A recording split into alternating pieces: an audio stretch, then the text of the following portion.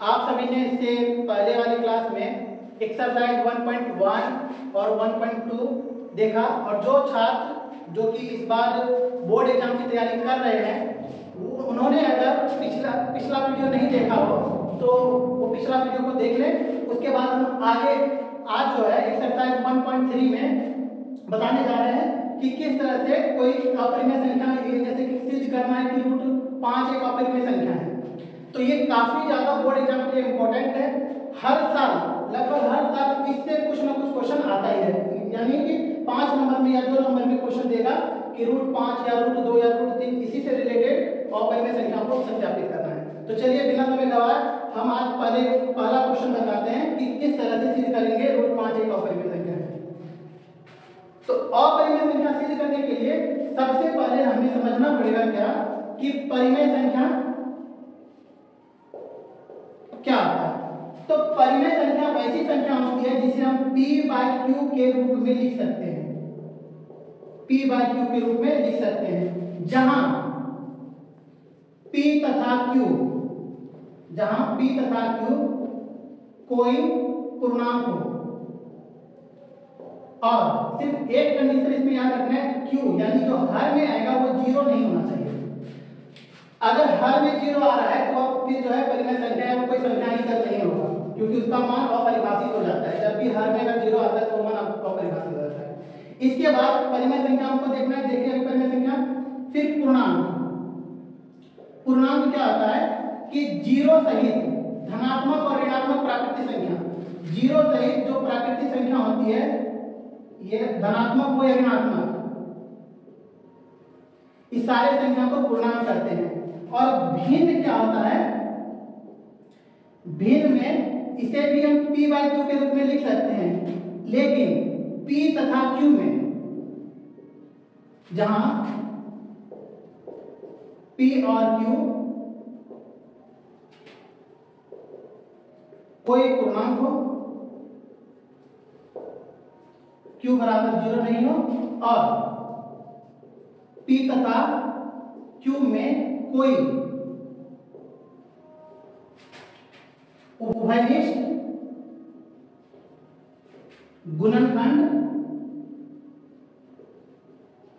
नहीं होना चाहिए। तो समझिए, भिन्न उसे कहते हैं जो कि p/q यानी अंश बटे हर के रूप में रहेगा, और अंश और हर में कोई भी उभयनिष्ठ गुणनखंड नहीं होना चाहिए, उसे हम भिन्न कहेंगे। बस हर का मान जो है 0 नहीं होना चाहिए। तो यहाँ पर हमने देखा परिमेय संख्या किसे कहते हैं, p/q के रूप में जो होता है परिमेय संख्या कहते हैं। जितने भी पूर्णांक हैं वो सारे के सारे परिमेय संख्या होंगे। उसके बाद भिन्न जो होता है वह अंश बटे हर के रूप में रहता है। याद रखिए, भिन्न हमेशा अंश बटे हर के रूप में रहेगा जहां अंश और हर में कोई उभयनिष्ठ गुणनखंड नहीं होना चाहिए, इसे ही हम भिन्न करते हैं। अब इसी का प्रयोग हमें करना है इसको सिद्ध करने के लिए। इससे पहले आप लोगों ने सीखा कि कैसे हम परिमेय संख्या, पूर्णांक और भिन्न को हम बताएं कि क्या क्या मतलब किसे करते हैं, क्या होता है। तो आइए उसी के बेस पर जो है ये वाला क्वेश्चन है, हमें सिद्ध करना है रूट 5 एक अपरिमेय संख्या है। आपके एग्जाम के लिए बहुत ज्यादा ही इंपॉर्टेंट है, क्वेश्चन हर साल लगभग बोर्ड एग्जाम में 5 नंबर का या 2 नंबर का देते रहता है। तो काफी इजी है, अगर एक हम सीख लेते हैं तो इसी के आधार पर बहुत सारा हम आराम से सीख लेंगे। तो आइए बिना समय गवाए इसको स्टार्ट करते हैं। माना कि रूट 5 एक परिमेय संख्या है। तो देखिए हमें यहाँ पर सिद्ध करना है कि रूट 5 एक अपरिमेय संख्या है। जब भी इस तरह का क्वेश्चन है ठीक इसका अपोजिट मानेंगे रूट 5 एक परिमेय संख्या है। तो अगर रूट 5 एक परिमेय संख्या है तो इसे हम रूट 5 को p/q के रूप में लिखेंगे, जहां p तथा q एक पूर्णांक है जिसमें p तथा q में कोई उभयनिष्ठ गुणनखंड नहीं है, और q 0 के बराबर नहीं होना चाहिए। तो देखिए रूट 5 को हम माने p/q, क्योंकि ये परिमेय संख्या है और जितने भी भिन्न होते हैं या पूर्णांक होते हैं वो सारे के सारे परिमेय संख्या होते हैं। हम क्या माने p/q माने रूट 5 को, जहां p तथा q एक पूर्णांक है और एक और बात रहना चाहिए, जो भी पूर्णांक हम लेंगे पी और क्यू में, दोनों में कोई भी उभयनिष्ठ गुणनखंड नहीं होना चाहिए, ठीक है। और दूसरा कंडीशन क्या है, हमारा जो क्यू होगा वहां पर क्यू का मान 0 नहीं होना चाहिए। बाद में हम कुछ भी रख देंगे, -1 -1 -2 कुछ भी रख सकते हैं, सिर्फ 0 छोड़ा सकते, क्योंकि हर में हम 0 नहीं रखते। तो जैसे हमने क्या √5 p/q, अब पी क्यू में देख रहे हैं यहाँ पर कोई उभयनिष्ठ गुणनखंड नहीं है, इसलिए करके ये क्या हो जाएगा, हमारा भिन्न हो जाएगा। ये हमारा क्या है, भिन्न हो जाएगा। अब दोनों तरफ वर्ग करने पर, दोनों तरफ वर्ग करने पर, दोनों तरफ वर्ग करने पर तो √5 का वर्ग बराबर p/q का वर्ग करते हैं। तो √5 का जब भी किसी रूट वाले संख्या का हम वर्ग करते हैं तो रूट उसका खत्म हो जाता है, तो रूट खत्म हो गया तो बच गया 5, यहाँ पर वर्ग करेंगे तो p² q² हो जाएगा। अब हम क्या करते हैं, इसमें एक q जो है इस 5 से गुणा कर देते हैं, 5q p²/q। अब देखिए यदि p/q हमारा भिन्न है तो 100% p²/q भी भिन्न ही होगा। जैसे एक एग्जांपल देख सकते हैं, मान लेते हैं 3/5, 3/5 हमारा भिन्न है। देखिए ये 3 और 5 में कोई भी उभयनिष्ठ गुणनखंड नहीं है।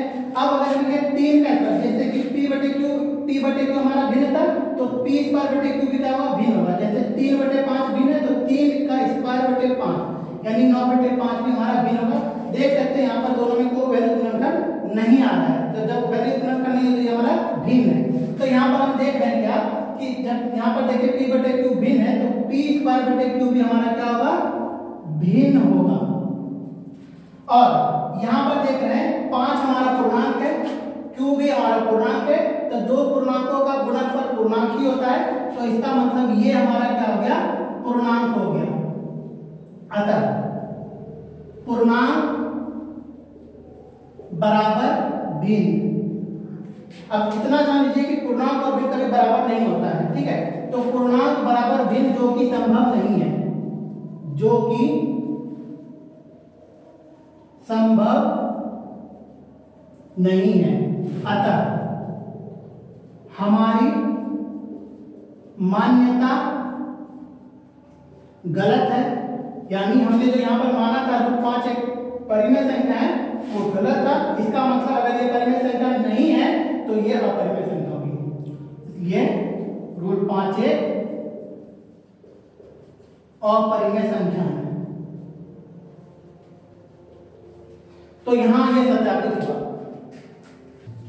तो आप लोगों ने देखा रूट के किस तरह से √5 को सिद्ध किए। हालांकि और भी जगह इसको और भी तरीके से हम सिद्ध कर सकते हैं, लेकिन ये जो प्रोसेस है ये बहुत ज्यादा इजी प्रोसेस है, आसानी से समझ में भी आ जाएगा। आप लोगों को क्या करना है कि जिस तरह से √5 एक अपरिमेय संख्या सत्यापित किए, उसी तरह से आप सभी को √2, √3, √7 ये 3 को का सिद्ध करना है। और प्रॉब्लम होता है तो आप कमेंट बॉक्स में जो है आपको प्रॉब्लम बताइए कि कहां पर समझ में नहीं आया, क्या प्रॉब्लम हुआ, और आप लोग इसको होमवर्क के तौर पर इसको आपको कंप्लीट करना है, ठीक है। चलिए इसके बाद हम एक दूसरा क्वेश्चन लेते हैं इसी के आधार पर। इससे पहले हमने देखा क्या √5 एक अपरिमेय संख्या सत्यापित किया, उसके आधार पर हमने क्वेश्चन भी दिया बनाने के लिए, आप बनाइएगा उसको। अब आगे दूसरा क्वेश्चन जो है इसका 3 + 2√5 एक अपरिमेय संख्या, इसको सिद्ध करना है। ये क्वेश्चन अगर हो जाता है तो इससे रिलेटेड और भी सारे क्वेश्चन आसानी से सॉल्व हो जाएंगे।